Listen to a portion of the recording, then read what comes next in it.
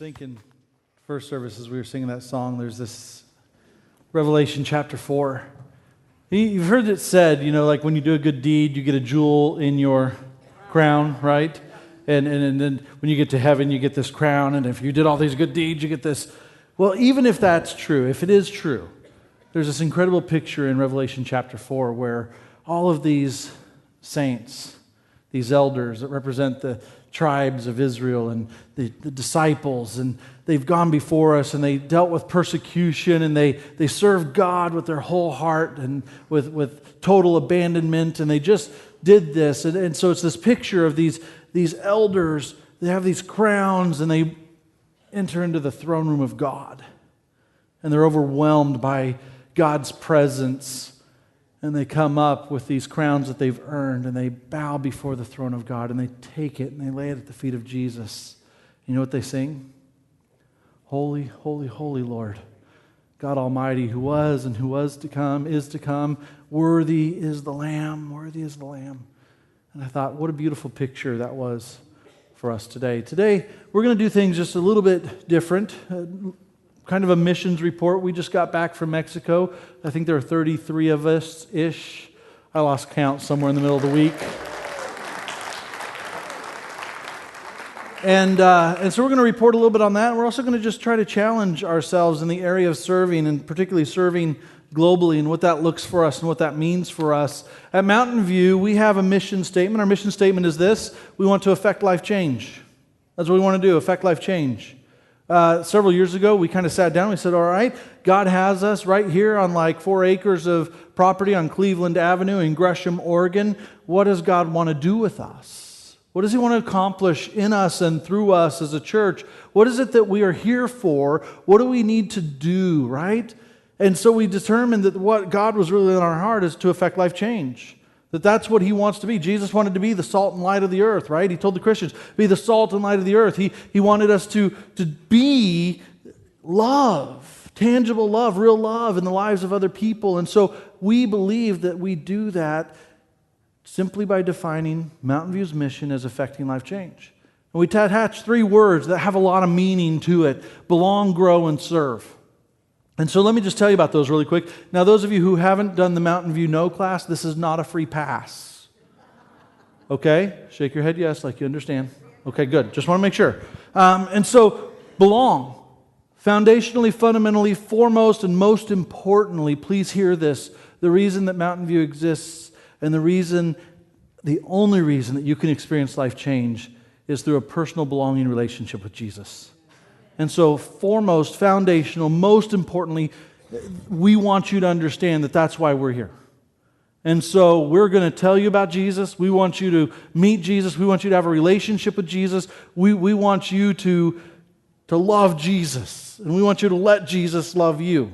That's what we are here for. And so that's the belonging piece. There's this piece with God, that's belonging. But we also want you to belong with each other. I mean, God gave us the church, and there's a lot of people that question and wonder about the church, and the church is, this or that, or I had a bad experience with the church. But understand this, that the church is really God's plan. It was God's plan. He never intended us to be in this Christian relationship with Jesus alone, by ourselves, to be in the journey of this life alone, by ourselves. We need each other. We really do. And so we want you to have a belonging relationship with Jesus, but we also want to have a belonging relationship with each other. I mean, I love what happens when we walk through the doors of this church. Because outside of this place, many of us don't belong with each other. There's cultural divides and social divides, and we don't belong. But when we have a belonging relationship with Jesus and we walk through these doors, all of a sudden, guess what happens? Those divides disappear, and we belong together because we belong to Jesus. And so that's belong. You got it? The second word is grow. We want you to grow. We want you to grow in your relationship with Jesus. We want you to become more and more and more like Jesus. As you get to know Him better, we want you to become like Him. But we also want to grow in a relationship with each other. Again, we need each other, right? We need each other. And then the third word is this: it's serve. And so at Mountain View, we kind of encourage people to serve in one of 3 arenas, or all 3 arenas, and it's in our church. Man, one of the things I love about our Mountain View No class is I say, all right, what do you love about Mountain View, or what did you sense when you first came in here? And people tell me all the time, man, your greeters, they're so friendly, you can't sneak in this place, And so what I know is if you're trying to come in here and hide, good luck with that. All right? I can recommend a couple of other churches that you might be able to do that at. But our greeters will hunt you down, and they'll find you, all right? And that's because they love people. They adore people. And they understand what we're trying to do here in affecting life change. And so you can serve within our church. We have probably 100 kids here today who have been in various parts of our building, and it's an opportunity for us to tell them about the greatest missionary on the face of the planet. His name's Jesus. And so if you're looking for a place to serve where you can just talk about Jesus all day long, man, sign up and work with our kids. And so we want you to serve within the church, right? We want to be able to use our gifts and our talents, and we want to be able to do some things, God-given gifts that Jesus has given us to serve within our church. We want to serve locally. That's our community. We have a couple of really incredible partnerships. We have a partnership with Highland Elementary. It wasn't about a month ago that somebody came up to me at Mountain View in 5 and said, hey, we're here. I said, well, what brought you here? That's one of the questions I always ask. What brought you here? And they said, well, my nephew goes to Highland Elementary, and I know that Mountain View had done a lot for the school, and we thought, as we're looking for a church, we'll come try this one. And I thought, that is so cool. It's working. When we serve outside of our building, we serve locally, God does something, right? That's something to be excited about. You can clap if you want. You don't have to clap if you don't want to. We have our No One Left Behind ministry, and a lot of them sit right over here, not to point you guys out, and it's our ability to serve the impoverished community of Gresham. And to be honest with you, they don't feel like they belong really anywhere. But they come here, and guess what? Something happens. And every fourth Sunday, I get to talk to them in our FLC, Family Life Center, with a lunch, and I'm seeing changes happen because they're around other people who are living the life, fighting the fight, trying to figure it out. And God's doing things. And then we have opportunities to serve globally. All right, that's beyond our own borders. And we've got partnerships in New Zealand and in Africa, in Kenya, Nairobi, Kenya, Africa, in Mexico. And man, it's a real joy to be able to be a part of what God's doing globally in our partnerships. And that's what we want to talk about just a little bit today. And part of the reason that we want to serve is because the Bible talks so much about this is what Jesus did. Right? Mark tells us that the Son of Man didn't come to be served, but he came to serve and to give his life as a ransom to many. This is who Jesus was. It's what he did. Philippians 2 talks about how he came down here and he emptied himself. He gave it all. He put it all out there, right? Even to death on the cross. This was the lifestyle Jesus lived. He lived a lifestyle of serving. That's who he was. And so the Bible talks so much about it. Let me share just a few verses with you. Colossians chapter 3 is a verse that I've just absolutely adored. It says this, put on then, all right, and so you got to think put on. These are clothes. Maybe every day we put clothes on, right? Well, hopefully you put clothes on, okay?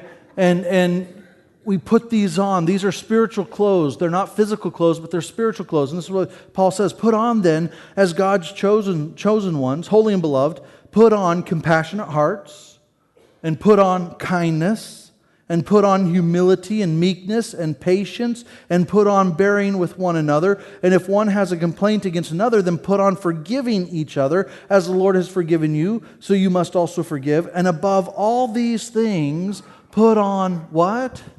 Love. Because love is what binds it all together in perfect harmony. What's Paul saying? He's saying, listen, as you grow in your relationship with Jesus and as you belong to him and you become more like him, then these are the things that you're going to wear. You're going to have a compassionate heart. You're going to have humility and meekness. You're going to be willing to have patience, and you're going to put up with each other. That's what that's saying. You're going to forgive each other, but most importantly, put on love. In Mexico this week, we worked through the book of 1 John. And I don't know, 25, 30, 35 times, John in this 5-chapter book says love. Love. Love. How are they going to know you're Jesus' disciples? By love, right? So much of the Bible talks about love is really what Jesus stood for. And we've missed this sometimes. We miss it sometimes. But that's the instruction. Put on love, because it binds everything together.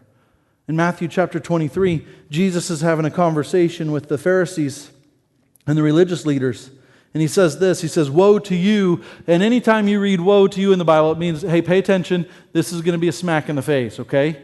That's really what Jesus is saying. He's like, woe to you. You might as well just go, right? Right? Here it is. Woe to you, he says, scribes and Pharisees, hypocrites.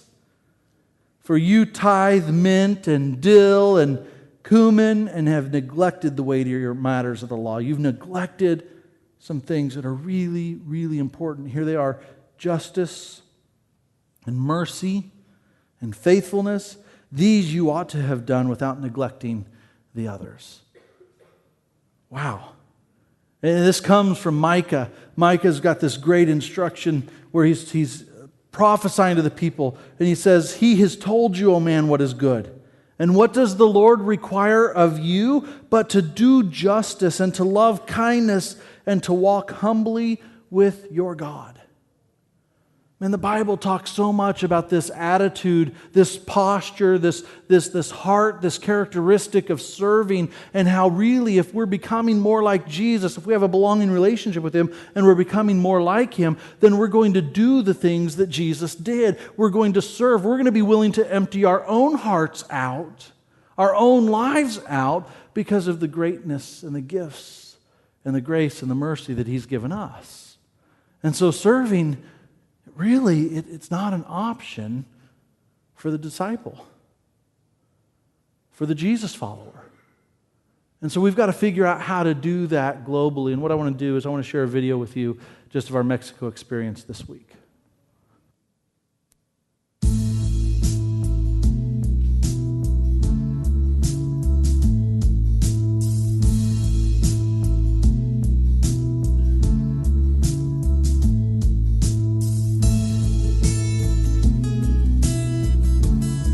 Kind of giving my own desires up for God's desires to come through. I definitely think that when I'm down here, I grow. Every year, my relationship with God grows and my faith grows, and I just think that it helps me get further and further into where I want to be with my faith.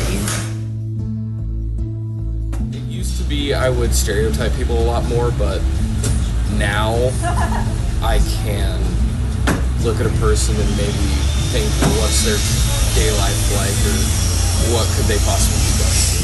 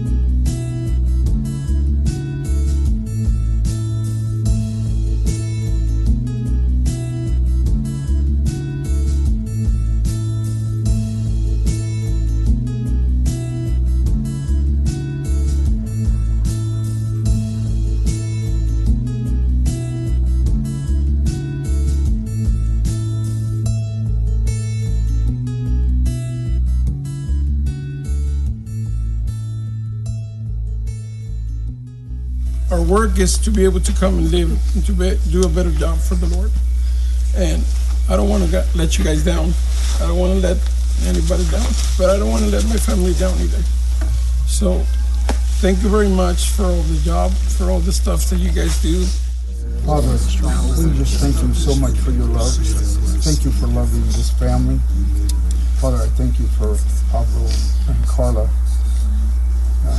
Father, you are amazing. You have done it again. Father, thank you for the talents that you have given us to where we can bring this dream to fruition. Father, I can't think of a more deserving family for this home. And Father, I just pray that for this community, with Pablo and Carla being a light in this community, I just pray that people would be drawn to you. Father, draw people to yourself through this home. I pray all these things in your Son's holy name. Amen. Amen.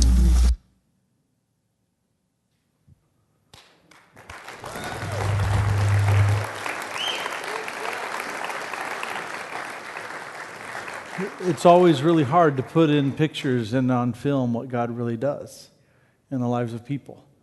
And when we step outside of ourselves and we begin serving vulnerably within the church, even locally within our community and internationally, God does something. Every day, we got our students up about 5 o'clock in the morning. Breakfast was at 6:15. We gathered, we read some of 1 John, and we were usually on the job site by 7 o'clock, right? And so parents, if you have high school students, the way to make them really tired and want to go to bed at 9 o'clock at night is you work them all day long.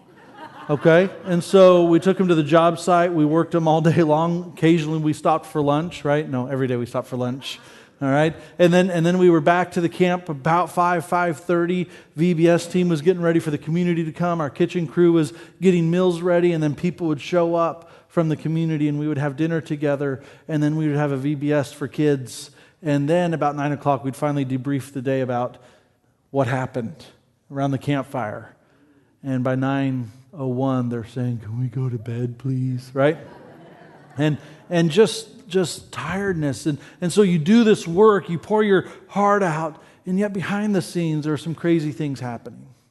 Crazy things. We had a young man who's had a rough couple of years. And I don't know that he's ever felt like he's ever been able to contribute anything, anywhere. And this young man worked his heart out, putting insulation in the wall all week long. And at nighttime, he'd begin to smile. He'd begin to share. And he used tools he'd never used before, right? He had men around him encouraging him and spurring him on. And we were able to say to him, "We are so proud of you." And I don't know that he's ever heard those words spoken to him before.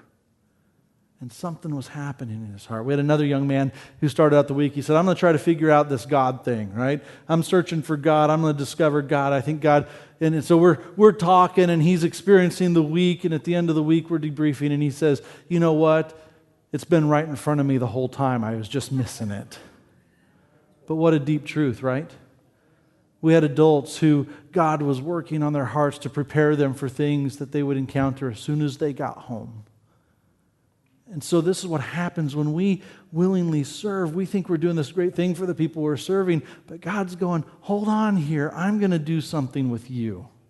I'm going to do something with you, and I'm going to change your life, and I'm going to change your heart, and I'm going to draw you closer and closer to me." So why is service such a big deal? Because God understands how it helps us belong to Him and grow to become like Him. He understands that. And so I'm going to invite Wally and Pat Scherler up here. They were in Africa with our partnership missionaries in Nairobi, Kenya. Check out this video.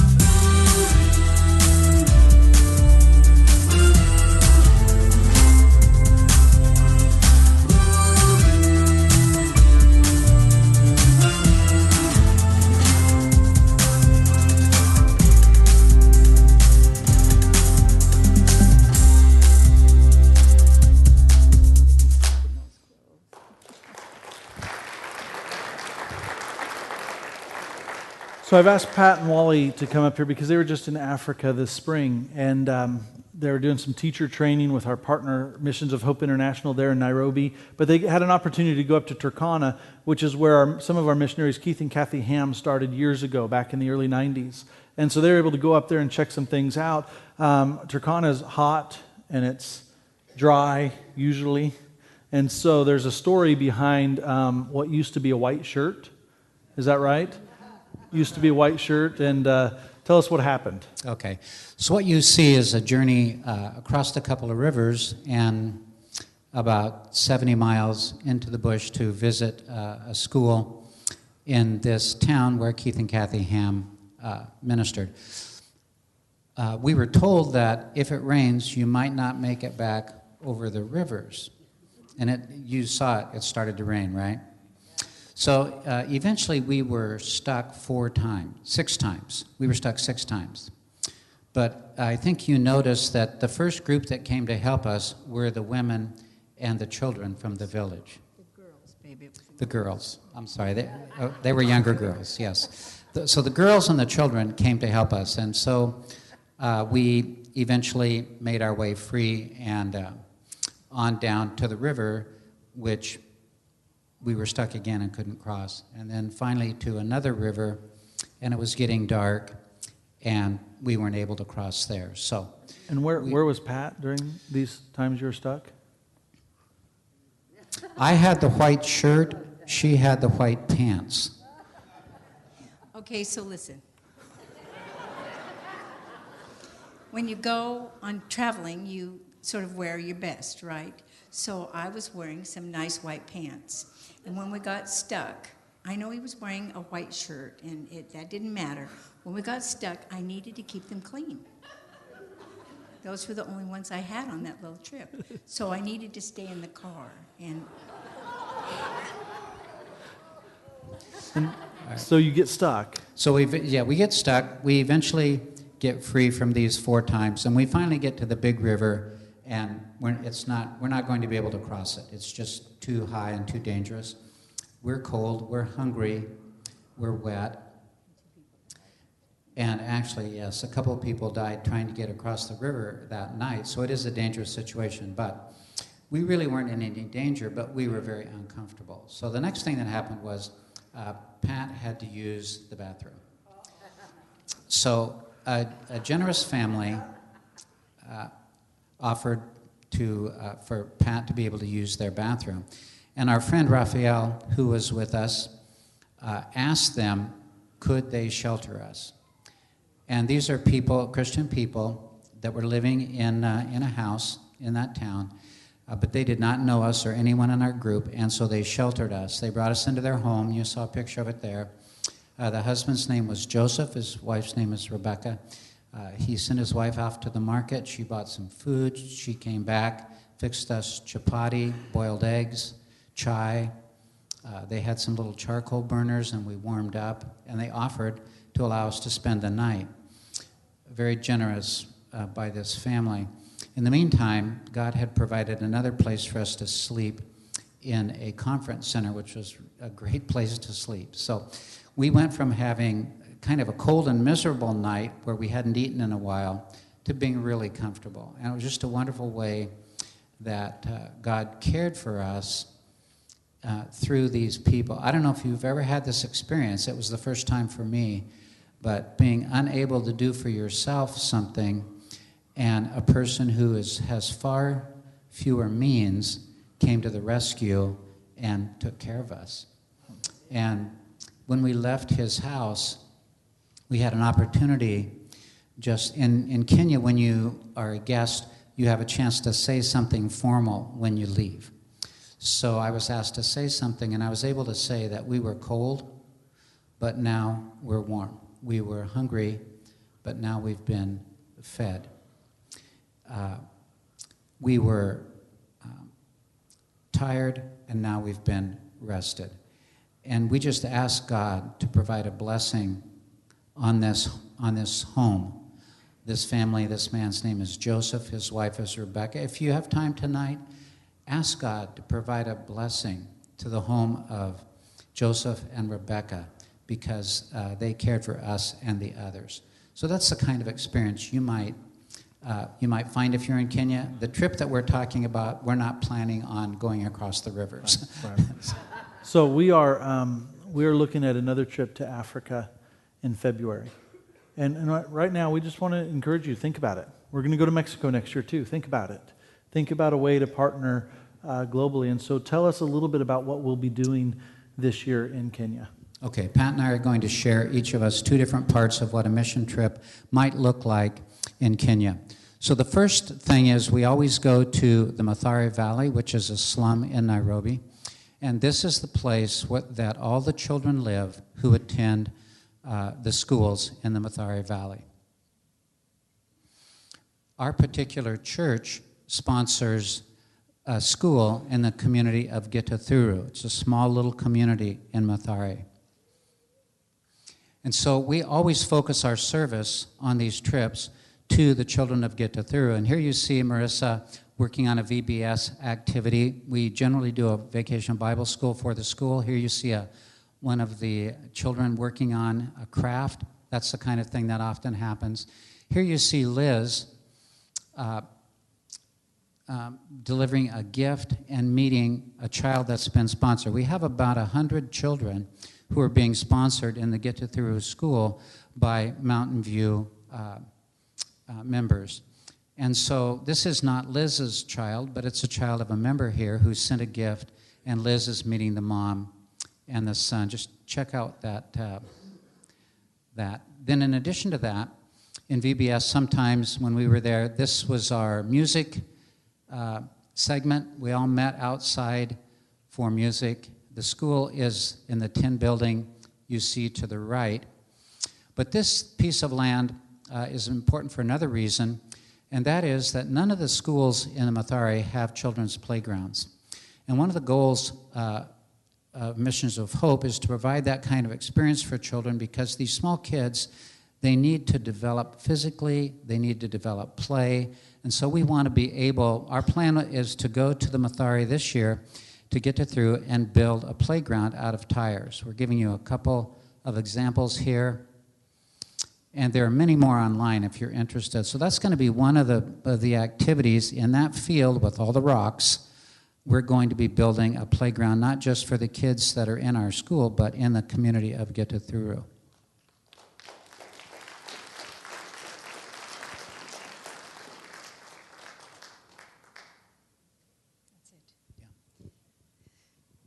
So you might be thinking, well, I really don't think I want to do a VBS. I'm not into that. And, well, I'm not so good with a shovel. I don't think I want to do that business out there in the hot sun. Wait, there's more. We've got lots of other things planned that you might be interested in joining us on if you should be prompted by the Lord to come. We generally stay at a place called the Missions of Hope Guest House, and that is attached to Miriam Wallace, the directors. That is attached to their house. Now, the guest house has some need for refurbishing, and so some of the things we're going to do are we're going to scrub and do some cleaning, maybe a little bit of repair. We are going to do some revitalizing of their linens and their towels, and put some artwork on the wall. We're going to get some curtains up. As you can see, there's a little need for curtains there, and fix up this area. Hundreds of people from all of the United States come to Missions of Hope, come to this guest house, and they come and they stay there. And they come from, they come from Europe, they come from everywhere, and they come, and it has gotten to be just a little tired and a little bit shabby. And so what we want to do is to provide this incredible place where they can be rested. I mean, these people are short-term missionaries, and they need a place to rest and relax when they get finished with their hard day. And so that's what we want to do. So that's one of our projects that we have in mind. And then another project that we are looking forward to is related to the Skills Center. Missions of Hope has a Skills Center in which there have been a number of different small micro-enterprise activities going on. They've had woodworking, they have some metal work there, they have an ongoing ministry of sewing there, and they have bead making as well. And the sewing projects end up in the gift shop. They are sold. They have a skill. Here's the sewing room. There, look at those old treadle sewing machines. It's pretty incredible. These are the sewing teachers that will teach. So what we've got is we've got some of our people that are going to come over and help to train these people in some particular sewing projects that they'll be able to do. And then also we have some other little projects that we have in mind, for example, soap making, and things that might equip some of the adults there in the community to create a small business. And so that's what we're going to be doing also. So we have got everything for you to come and do and join us on. Listen, here's what happened. When it started with Wally and I, what we got was a little prompting in our heart. Then I got a big prompting. Wally got another prompting because he had a triple heart bypass. And so his prompting was a little different than mine. And so he thought probably he wouldn't be able to go. But we'd bought the tickets, so, we just needed to do that. So 9 weeks after his triple heart bypass, we went on our first trip to Kenya. And look, it worked, isn't it? So if you have any heart problems, sign up. So if God is prompting you and just you just kind of can't get it out of your mind. Now, first service, I offered for Wally to pay everyone's way, and so we had Service only. Yeah. Now we had a little marriage counseling, and I realized that probably wasn't something I should do. So so that probably won't happen. But look. Is God bigger than your checkbook? Absolutely. Can he provide for the needs? Absolutely. If you have a drawing and a sense in your heart, you know what, I have a place there, I can help. Then we just want to encourage you. Outside, there's a table, you can sign up. Sarah and Elizabeth are there. And join us next February. Get some more information. What? 11th to 25th. 11th to the 25th. Or if you just want more information before you sign up, just come on out. We can get information there as well. And we would love to have you. And there's nobody that is turned away. However, we do have a limit. We can't get too big. So maybe you want to get out there and sign up as soon as possible. Thank you.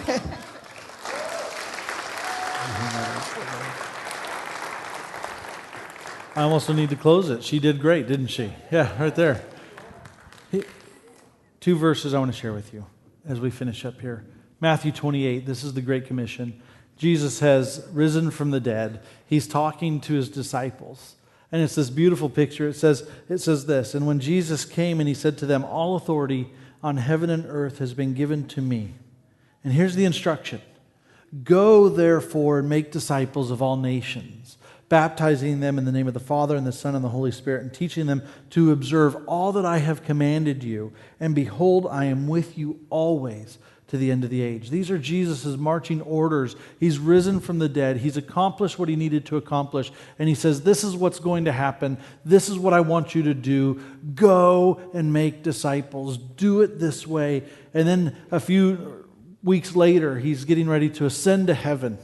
And in Acts chapter 1, they come together and they say, Lord, are you at this time going to restore the kingdom of Israel? And he says, it is not for you to know the times or the seasons that the Father has fixed by his own authority, but here's what I want you to know. What I want you to know is that you will receive power when the Holy Spirit comes upon you, and you will be You will be, this is that action word, you will be witnesses in Jerusalem and Judea and Samaria and to the ends of the earth. Why do we talk about serving within our church and locally and globally? Because there it is.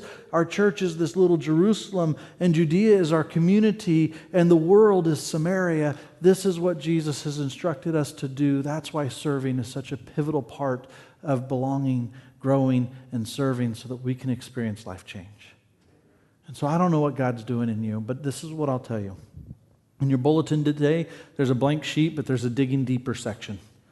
Isaiah chapter 6 is a beautiful picture of Isaiah being called to go and to do something. And then I've just asked you to consider praying about a few things, because here's what I know. All of us need to be committed to serving globally. Some of us will go, some of us will send, and somewhere we will fall in between there. And so I don't know what God's doing in your own heart, but I'm asking that He will draw you closer to Him as you think about ways to serve Him. Fair? Cool. So I'm just going to stop there and turn the page. The greatest missionary on earth was Jesus, who came, and I've already said this, and He emptied Himself. He came to this earth, and He left the riches behind. He left glory behind. He left heaven behind. And He came and He walked this earth humbly, with compassion, with love and forgiveness and mercy and grace. And He served and He served and He served until He was emptied out, ultimately being crucified on the cross for the sins of the world. And every week we get to eat a piece of bread and drink a cup of juice. We call it communion, to remember what Jesus has done and to remember the blood of Jesus and how it has purified us, made us new, cleansed us.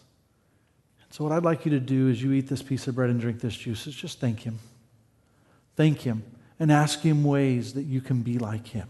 Let me pray for us. God, thanks for today. Thanks for the cool things that you're doing across the world through our church, Mountainview. The way you're using us, God, to make a difference, to affect life change, not just here, but beyond our own borders. God, thank you for the people here who support our church and support these missions that we partner with. Thank you so much for using us to make a difference in Mexico this week. God, I'm already praying for the way that you're going to use us, our church, to make a difference in the small Gitthuru slum of the Mathare Valley in Nairobi, Kenya, Africa. And God, you make all this possible because of what you accomplished through your Son Jesus, the greatest missionary who ever walked the earth. The missionary who gave it all. The missionary who died on the cross so that I might be free and forgiven and new. And so right now, we just want to acknowledge Him, your Son, Jesus. In Jesus' name.